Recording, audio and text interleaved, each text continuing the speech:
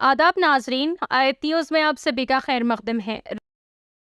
1 लाख रुपए के लिए जालिम बाप ने किया 18 दिन की लड़की का सौदा। तफसीलात के मुताबिक हैदराबाद के पुराने शहर बल्लागुड़े में रहने वाला आसिफ नामी शख्स ने अपनी 18 दिन की नौमौलूद लड़की को चंद पैसों के लिए बेच दिया। जैसे ही ये बात की इत्तला बच्ची की मां को लगी, मां ने बल्लागुड़ा पुलिस स्टेशन में पहुंचकर एक शिकायत दर्ज कराई। पुलिस फ़ौरन एक्शन में आते हुए एक टीम तश्कील दी और 18 दिन की लड़की को 24 घंटे में वापस ला लिया। लड़की को बेचने वाले जालिम बाप आसिफ और बच्ची को बिकाने वाली औरत सुल्ताना के साथ लड़की को ख़रीदने वाले अफराद को गिरफ़्तार कर लिया।